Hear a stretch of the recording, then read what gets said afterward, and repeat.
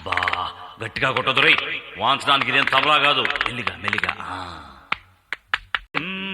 ఇది తైలం పెట్టి తాళం పట్టి తాళాంగుతో తలంటితే మోత, ఇది ఒళ్ళే రుద్ది బుద్ధే శుద్ధి చేసే కొద్ది తమాషలే తీత.